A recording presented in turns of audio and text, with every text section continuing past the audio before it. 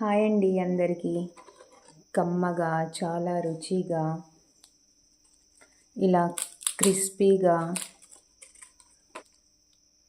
పిండి చెక్కలు ఎలా చేయాలో ఈ వీడియోలో మీతో షేర్ చేస్తాను. వీడియోని ఎక్కడా స్కిప్ చేయకుండా చివరి వరకు చూడండి. ముందుగా 1 కేజీ బియ్యం పిండిని జల్లెడ పట్టి ఇలా ఒక గిన్నెలోకి తీసుకోవాలి. 1 కేజీ బియ్యం పిండికి 2 టేబుల్ స్పూన్ల ఉప్పుని తీసుకోవాలి. 1/2 టీ స్పూన్ పసుపు, 2 టేబుల్ స్పూన్ల కారం, 1 టేబుల్ స్పూన్ ధనియాల పౌడర్, 1 టేబుల్ స్పూన్ జీలకర్రలో దంచిన వెల్లుల్లి పేస్ట్, సన్నగా కట్ చేసి ఉంచుకున్న 1 కప్పు కరివేపాకు. 1 కేజీ పిండికి 1 కప్పు నువ్వులు ఎగ్జాక్ట్గా సరిపోతాయి. 2 టేబుల్ స్పూన్ల నెయ్యి. ఇప్పుడు ఇదంతా బాగా కలిసేటట్టు బాగా కలుపుకోవాలి.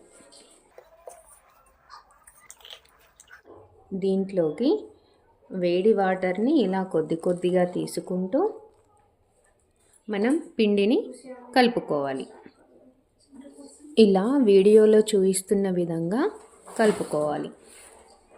పిండి అంతా ఒక ముద్దగా ఇలా చపాతీ పిండిలా కలుపుకోవాలి. మనకు పిండి కన్సిస్టెన్సీ అనేది ఇలా ఉండాలి. ఇప్పుడు కనీసం మూత పెట్టి ఒక 15 నిమిషాలైనా దీనిని పక్కకు ఉంచుకోవాలి. ఇప్పుడు చేతులకు ఆయిల్ని పూసుకొని ఇలా కొంచెం కొంచెం పిండిని తీసుకుంటూ ఇలా రౌండ్ బాల్స్లా చుట్టుకోవాలి. ఇలా పిండి మొత్తాన్ని రౌండ్ బాల్స్లా చుట్టుకొని పక్కకు ఉంచుకోవాలి. ఇప్పుడు ఒక పూరీ ప్రెస్ని తీసుకొని ఒక ప్లాస్టిక్ కవర్ని ఇలా కట్ చేసి ఈ పూరీ ప్రెస్ పైకి ఉంచుకోవాలి. కొంచెం ఆయిల్ని తీసుకొని ఇలా 2 సైడ్స్ ఆయిల్ని అప్లై చేసుకోవాలి. ఈ పిండి ముద్దకి ఆయిల్ని అప్లై చేసి ఈ పూరీ మిషన్లో పూరీలాగా ఒత్తుకోవాలి.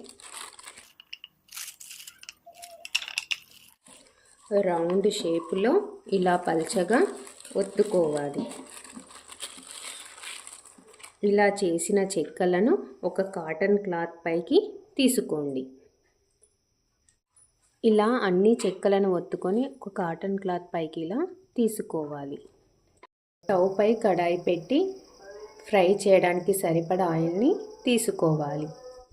ఆయిల్ బాగా హీట్ అయ్యాక మనం ముందుగా చేసుకున్న చెక్కలని ఆయిల్కి సరిపడా ఇందులోకి తీసుకోవాలి.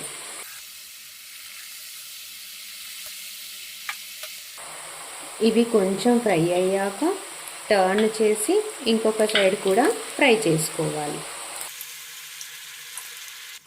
చూడండి, మనకు చెక్కలు కొంచెం కలర్ చేంజ్ అయ్యాయి కదా, అంటే ఇవి ఫ్రై అయ్యాయి అన్నట్టు.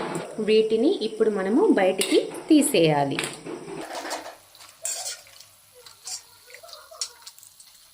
ఇవి ఇలా కొంచెం కలర్ చేంజ్ అయ్యాక వీటిని బయటికి తీసేయాలి.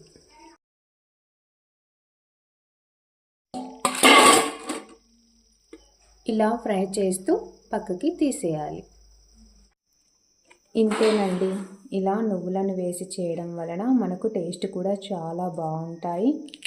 చూడండి, ఇలా క్రిస్పీగా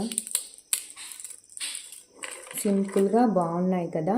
మీరు కూడా ఒకసారి ట్రై చేయండి. మీకు ఎలా వచ్చాయో నాకు కామెంట్ బాక్స్లో కామెంట్ చేయడం మాత్రం మర్చిపోకండి. Bye friends.